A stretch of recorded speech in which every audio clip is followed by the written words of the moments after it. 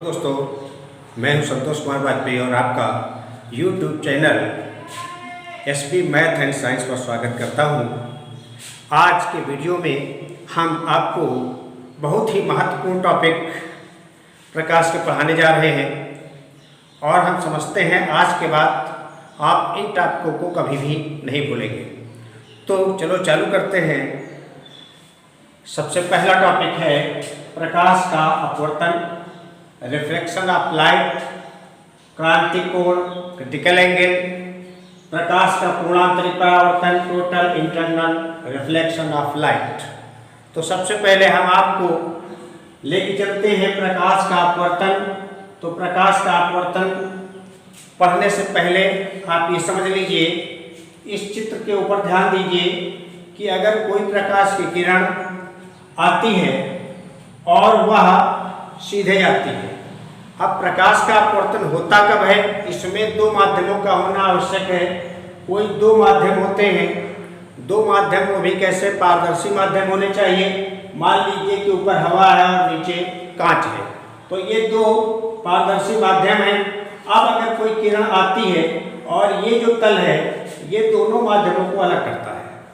तो अब कोई प्रकाश की किरण आई तो इसका एक गुण है कि सीधी रेखा में चलता है। अब सीधी रेखा में चलता है, इसका मतलब है कि इसको ये ऐसे सीधे जाना चाहिए था, लेकिन ये किरण यहाँ सीधे नहीं गई, ये यहाँ से इधर की तरफ मुड़ गई, यहाँ से ये इधर की तरफ मुड़ गई। तो इसका मतलब है ये जो किरण जा रही थी वो अपने मार्ग से विचलित हो गई। इसी को प्रकाश का अपवर्तन कहते हैं। बिल्कुल सीधी सी बात है। मतलब ये है कि अगर प्रकाश की किरण किसी एक पारदर्शी माध्यम से दूसरे पारदर्शी माध्यम में प्रवेश करती है तो वह अपने मार्ग से विचलित हो जाती है, हट जाती है। इसी को हम प्रकाश का अपवर्तन कहते हैं। बिल्कुल साधारण सी बात है।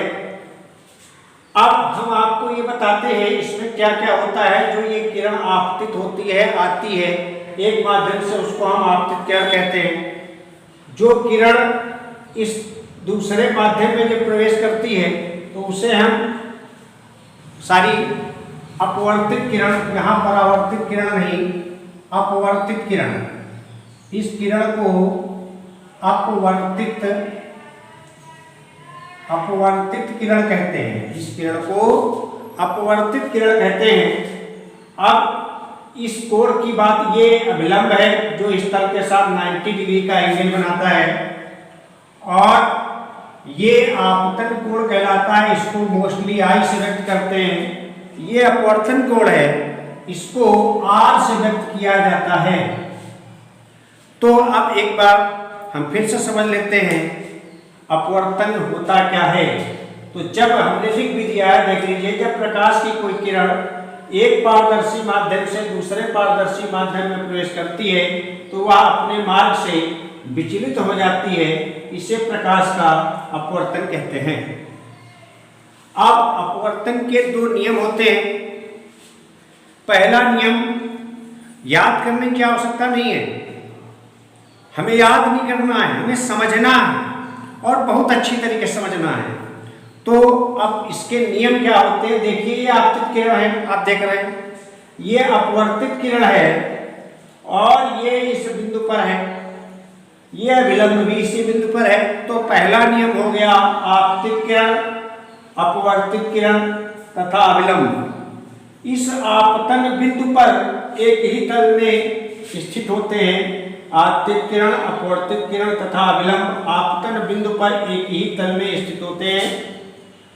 और दूसरा जो नियम होता है वो ये है कि ये जो आपतन कोण है ये इसकी ज्या और ये अपवर्तन कोण है इसकी ज्या का मतलब साइन का जो अनुपात है वो नियतांक होता है। यहाँ पर समझ लीजिए, केवल यहाँ समझ लीजिए, ये साइन आई क्या है? ये आपतन कोण की ज्या है। ये साइन आर क्या है? ये अपवर्तन कोण की ज्या है। इनका जो अनुपात होता है वो नियतांक होता है। नियतांक का मतलब स्थिर होता है। मतलब कहने का ये, अगर इसको घटाया बढ़ाया जाएगा तो ये भी घटेगा बढ़ेगा, लेकिन इन दोनों को जब अनुपात निकाला जाएगा तो ये मान स्थिर रहेगा, ये घटेगा बढ़ेगा नहीं। तो अब ये नियम नंबर 2 क्या हुआ, फिर से समझ लीजिए।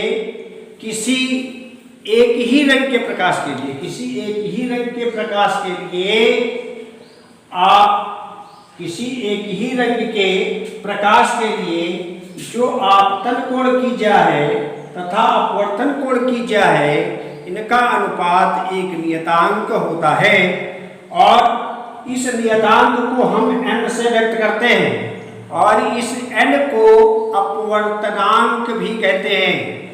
इसे n को अपवर्तनांक कहते हैं और इसको हम 1n2 से भी दिखा सकते हैं। 1n2 का मतलब क्या है वो समझ लीजिए।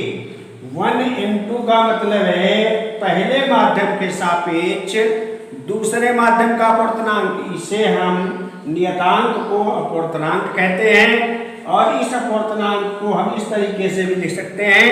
इसका अर्थ होता है पहले माध्यम के सापेक्ष दूसरे माध्यम का अपवर्तनांक।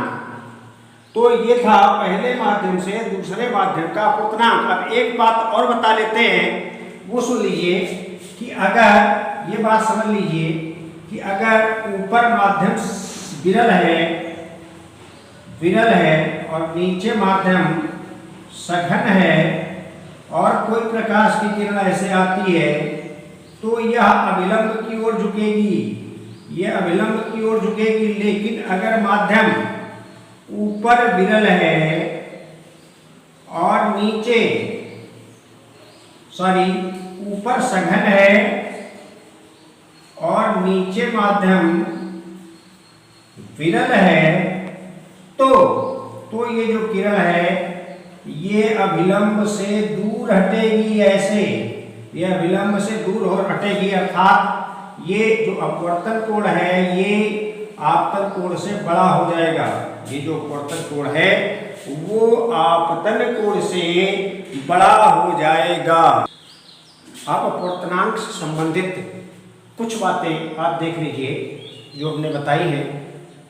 निरपेक्ष अपवर्तनांक क्या होता है, एब्सोल्यूट रिफ्लेक्टिव इंडेक्स क्या होता है। आपने अभी अपवर्तन का दूसरा नियम पढ़ा था, उसमें आपको बताया गया था sin i upon sin r बराबर नियतांक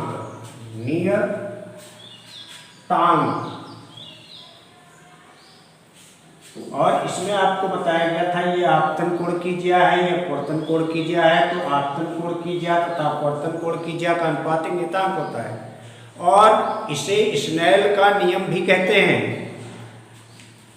अब अगर ये नियतांक हमने कहा था, नियतांक की जगह n भी लिख सकते हैं और n को हम अपवर्तनांक कहते हैं, n को हम अपवर्तनांक कहते हैं। इसको हमने बताया था कि 1n2 भी लिखा जाता है। 1n2 का मतलब है माध्यम 1 के सापेक्ष माध्यम 2 का अपवर्तनांक।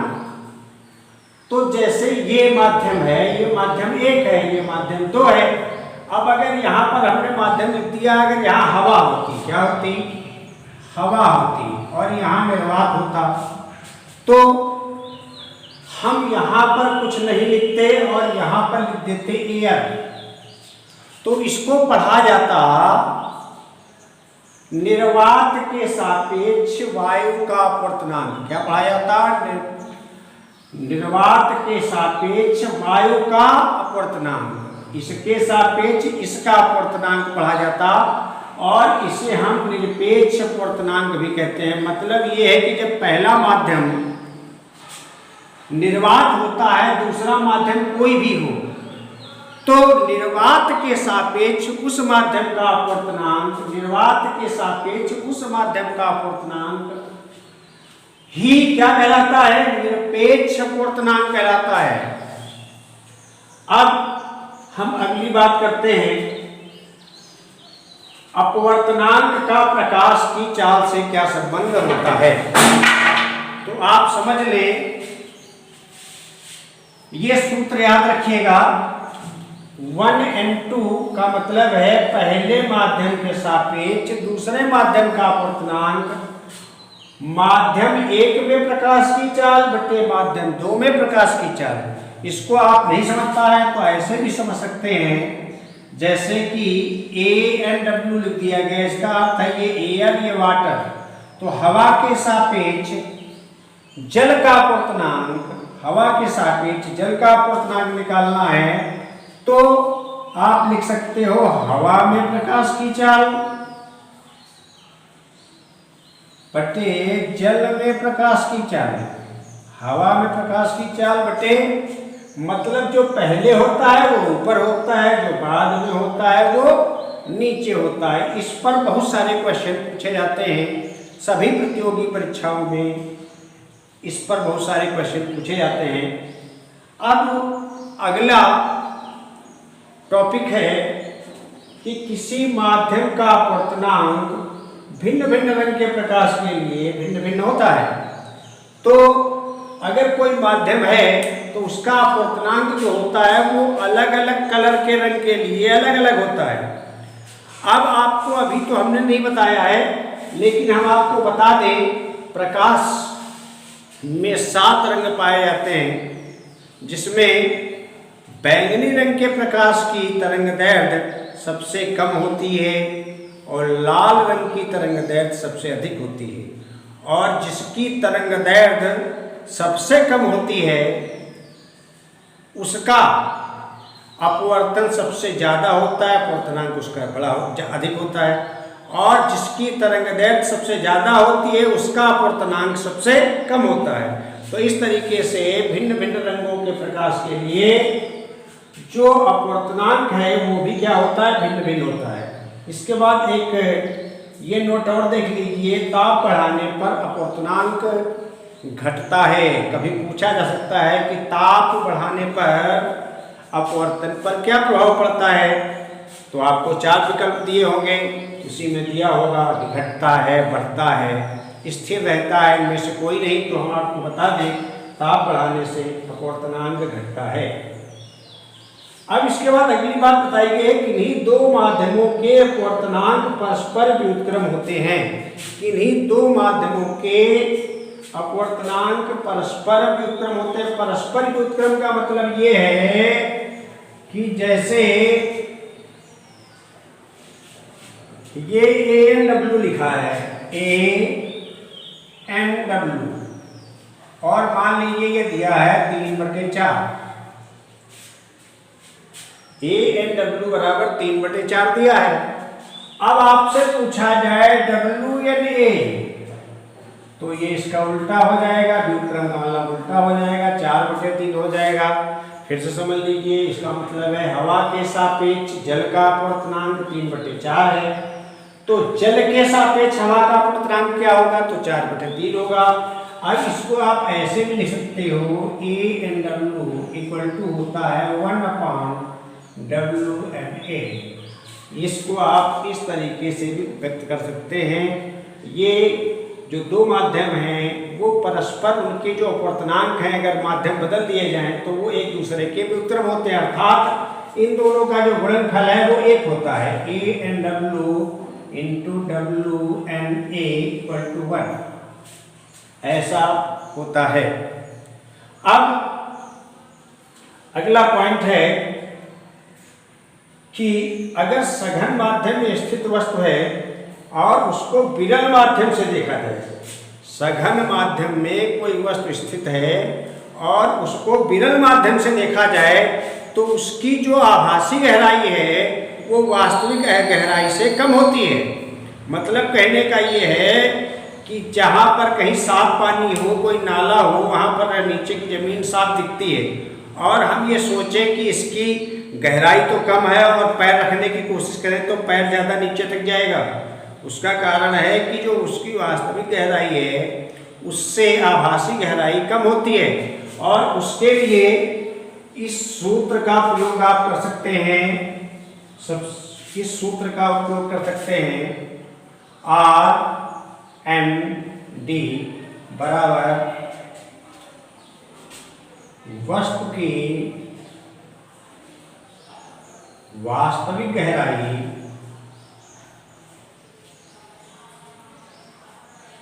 अपान वस्तु की आभासी गहराई, वस्तु की वास्तविक गहराई बटे वस्तु की आभासी गहराई।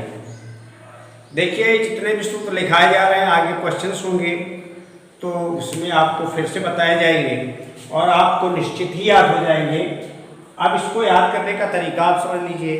आर का मतलब होता है रेयर और डी का मतलब होता है डेंसर। इंग्लिश में डेंसर का मतलब होता है अधिक घनत्व वाला, सघन, और रेयर का मतलब होता है कम घनत्व वाला, विरल।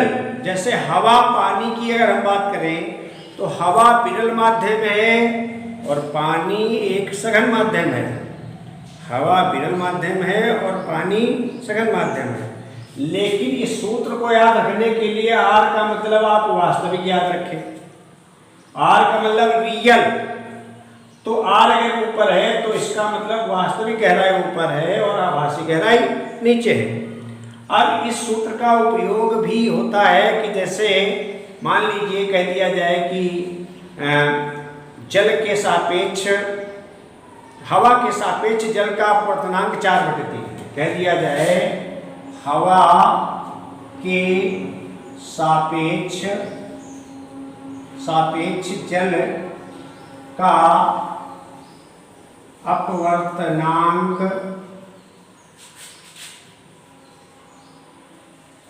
4/3 है।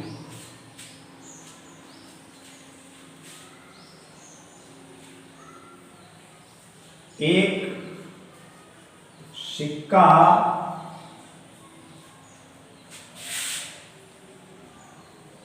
जल में पड़ा है,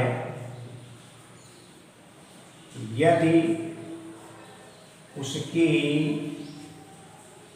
आभासी गहराई 6 मीटर है तो वास्तविक गहराई क्या होगी। ऐसा क्वेश्चन आ जाता है, तब आप क्या करेंगे, तब आप इस सूत्र का इस्तेमाल करेंगे इसका। तो ये हवा के सापेक्ष जल का अपवर्तनांक दिया हुआ है क्या, 4/3। अब ऊपर लिखेंगे सिक्के की वास्तविक गहराई,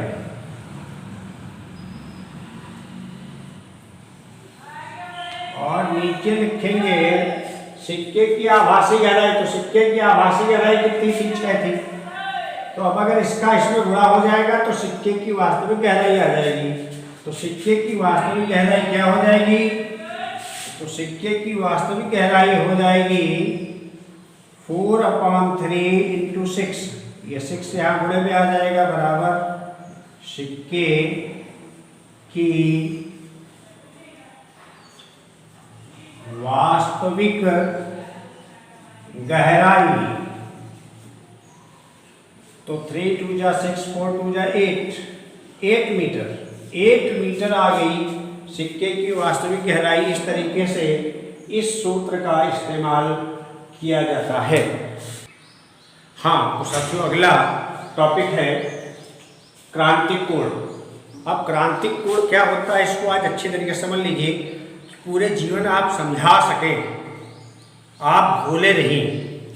तो इसमें समझना ये है कि आपने पढ़ा है कि अगर ये कोई 2 माध्यम है, इसमें माध्यम ऊपर सघन हो और नीचे विरल हो, तो आपने पढ़ रखा है कि अगर कोई सघन माध्यम से किरण आती है और विरल माध्यम में जाती है तो ये जो अभिलंब है इससे ये अपवर्तित किरण दूर हट जाती है।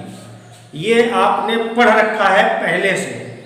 अब अगर इस कोण का मान लीजिए यहाँ से ये किरण न जाके थोड़ा और दूर से जाए, अभिलंब से थोड़ा और दूर हटके जाए ऐसे, तो आप समझ सकते हैं कि अब ये किरण क्या होगा, अब ये किरण और दूर हो जाएगी, नहीं हो जाएगी। जब पहले ये किरण थी तब ये अभिलंब से दूर होकर यहां से जा रही थी। अब अगर ये आपतन कोण पहले इतना बड़ा था, अब आपतन कोण कितना हो गया, अब आपतन कोण बड़ा हो गया, तो ये अपवर्तन कोण भी बड़ा हो जाएगा। अब मान लीजिए ये बढ़ते बढ़ते ऐसी कोई कंडीशन आवे कि मान लीजिए ये बढ़ के जब ऐसे आ गया ऐसे, और तब ये किरण ऐसे जाने लगे ऐसे, तब ये किरण ये दोनों तलों को पृथक करने वाली लाइन से जाने लगे, तो अब ये जो अपवर्तन कोण है वो इतना बड़ा हो जाएगा। तब ये अपवर्तन कोण इतना बड़ा हो जाएगा, और ये कोण कितने का हो जाएगा ये आपको पता है, ये कोण 90 का हो जाएगा, क्योंकि अभिलंब इसके साथ 90 डिग्री के कोण पे है, तो ये अपवर्तन कोण 90 हो गया।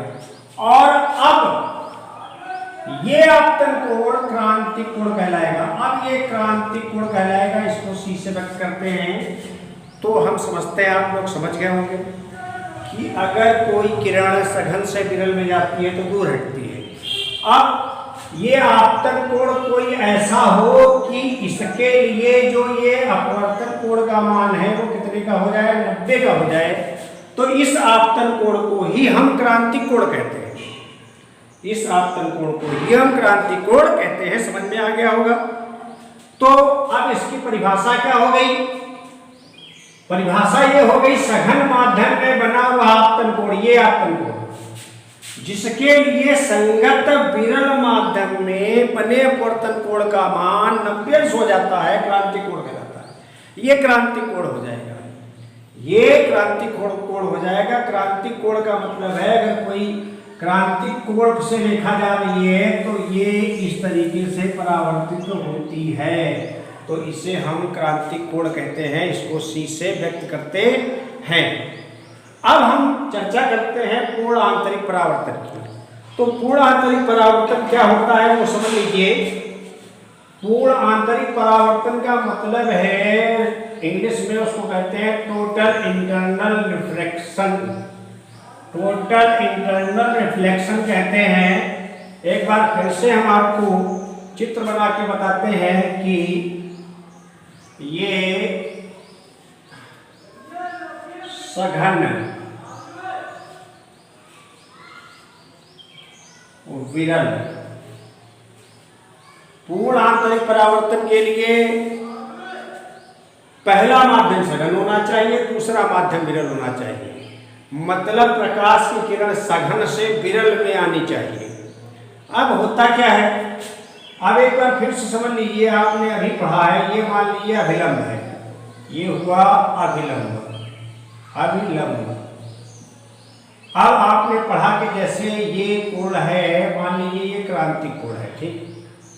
अब अगर ये क्रांतिक कोण है तो ये किरण ऐसे जाएगी, या फिर से अगर आप समझना चाहें तो ऐसे समझ लें जैसे ये कोई किरण है, तो ये किरण दूर हटेगी इस तरीके से, ये आपतन कोण है, ये अपवर्तन कोण है, और अगर इस कोण का मान हम बढ़ाते जाएं तो मान लीजिए ऐसे आया, और अब ये बढ़कर ऐसे चला गया।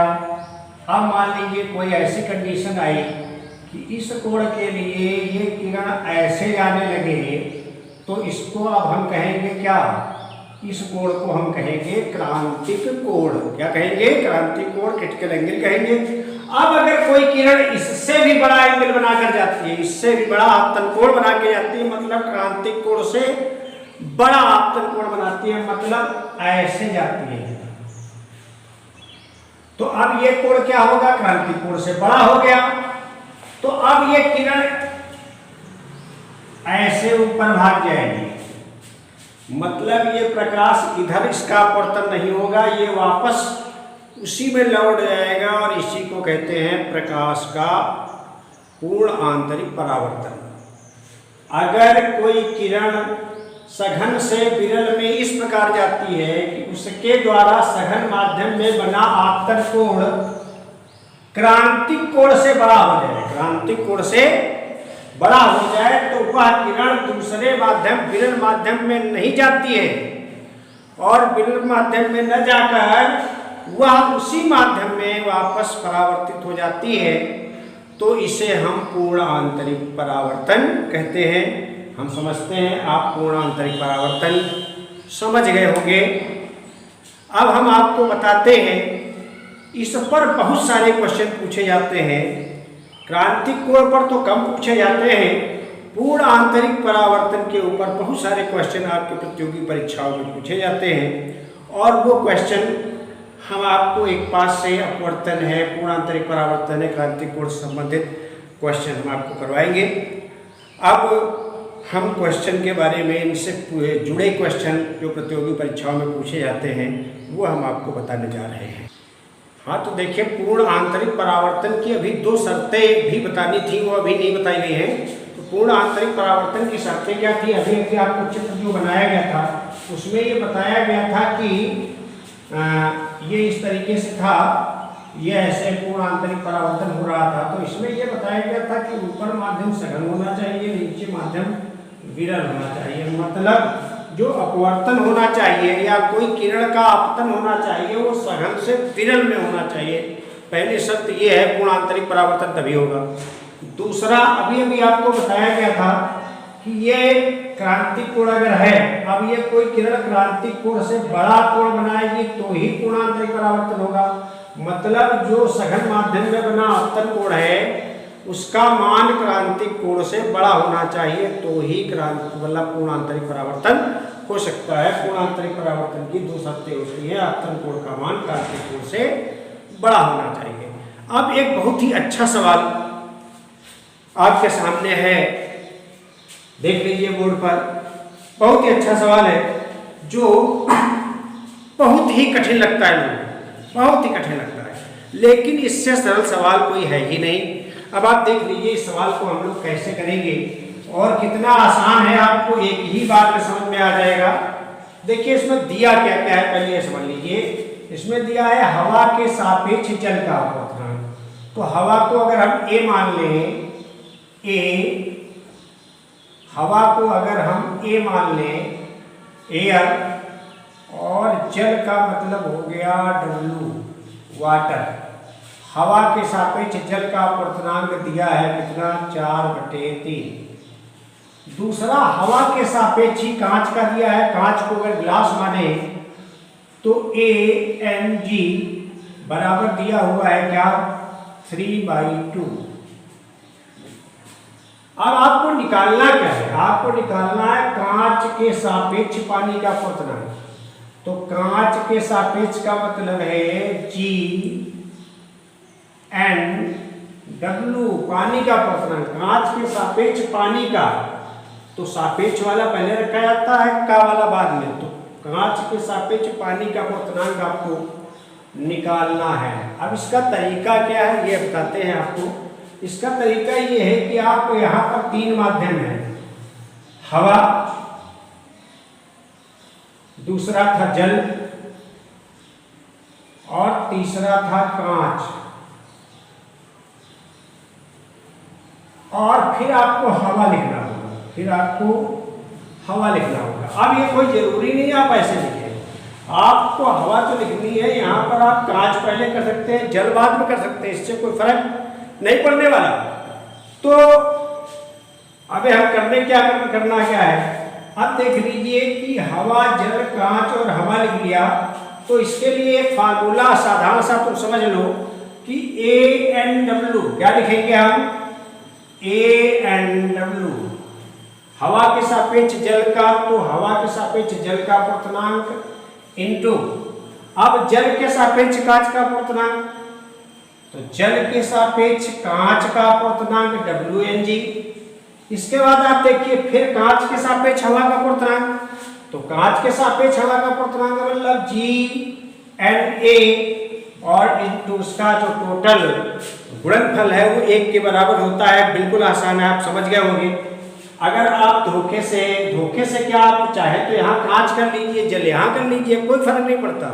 तब आप लिखते ANG पहले लिखते और फिर G ये लिख देते, कोई फर्क नहीं पड़ता। तो आप समझ गए होंगे कि ये हवा के साथ मतलब एक पास से आपको लिखते चले जाना है ANW WNG GNA। अब आपको फिर से बता दें कि ये अगर आप कांच, कुछ लोग सोच रहे होंगे कि ये जल ही पहले रखा गया, कांच रखा जाता तो कोई समस्या नहीं थी, कांच रख लेते तो आप ANG लिखते, और लेकिन ये हवा को फिर से यहाँ पर लिखना है और इस तरीके से इन सबका गुणनफल 1 के बराबर होता है।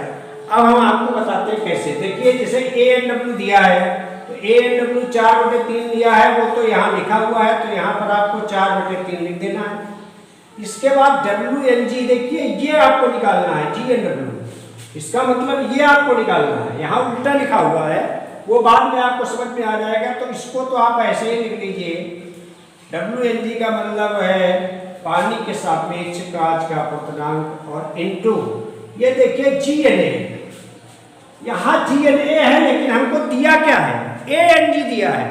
और कल आप लोगों को अपवर्तनांक के बारे में अभी आपको बताया गया था कि अगर ANG है और इनको हम बदल दें, हम GNA कर दें तो इसका मान भी व्युत्क्रम हो जाता है, उल्टा हो जाता है। अर्थात अगर ANG दिया है तो हम GNA लिख सकते हैं, इसका उल्टा कर सकते हैं।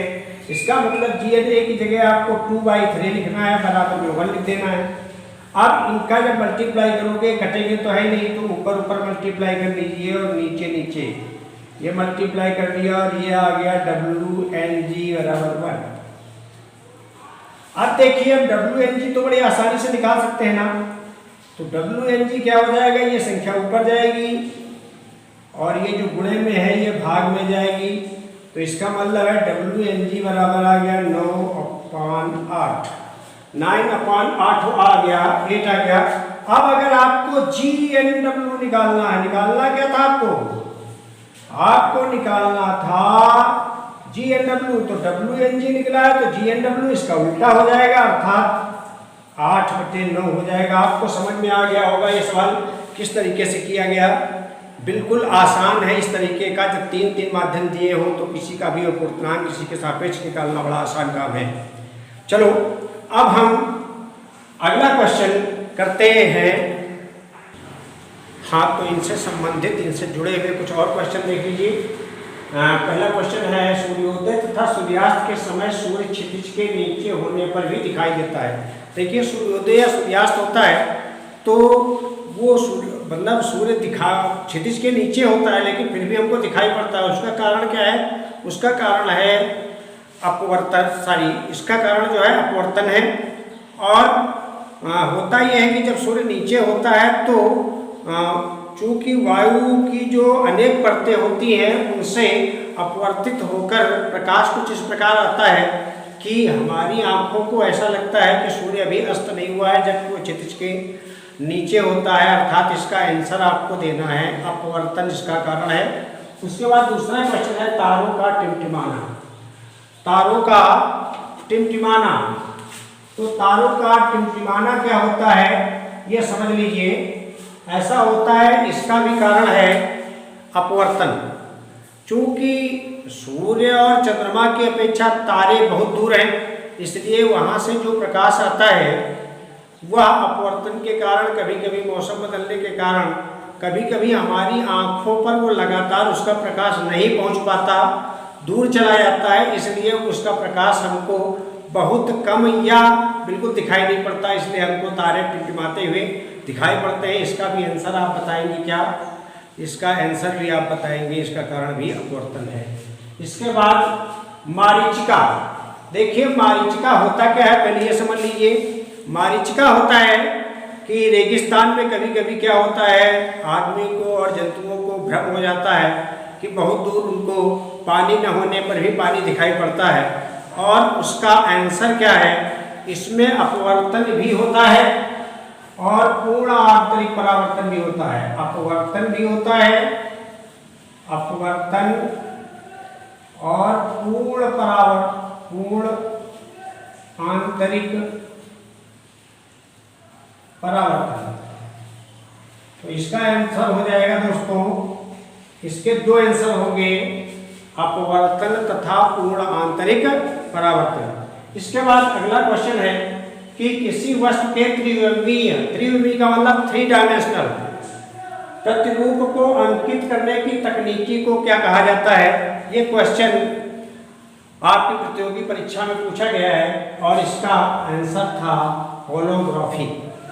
इस तकनीकी को जिसमें 3 डायमेंशनल प्रतिरूप दिखाया जाता है, त्रिविमीय रूप दिखाया जाता है 3 तरफ से, तो उसे हम कहते हैं होलोग्राफी कहते हैं। इसके बाद अगली बात है एंडोस्कोप। एंडोस्कोप क्या होता है। एंडोस्कोप में पूर्ण आंतरिक परावर्तन होता है। क्या होता है।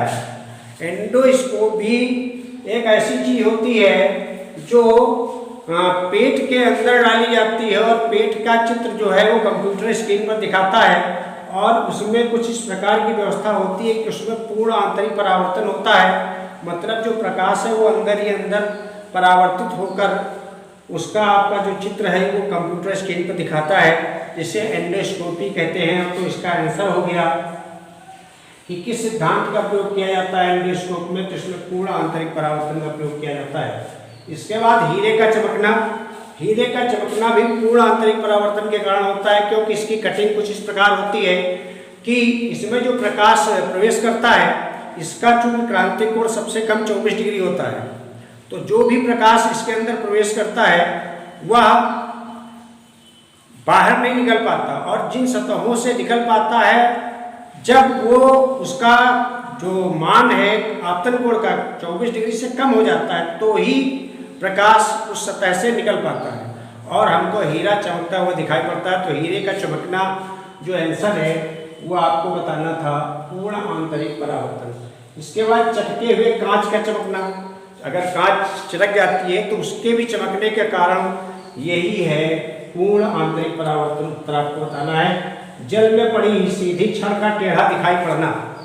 जो जल में अगर कोई छड़ डाल दी जाती है तो वो हवा और जल के तल से वो टेढ़ी दिखाई पड़ती है। इसका भी कारण क्या है। इसका कारण पूर्ण आंतरिक परावर्तन नहीं है, इसका कारण अपवर्तन है। इसका कारण अपवर्तन है जिससे हमें पेंसिल टेढ़ी दिखाई पड़ती है। हेलो दोस्तों, अगर आपको हमारा वीडियो पसंद आया हो तो इसे लाइक कीजिए, हमारे चैनल को सब्सक्राइब कीजिए और इसे दूसरे दोस्तों में शेयर कीजिए। आपका एक सब्सक्राइब हमारे लिए बहुत ही महत्वपूर्ण है और हम उससे उत्साहित होंगे और अच्छा वीडियो बनाने की कोशिश करेंगे।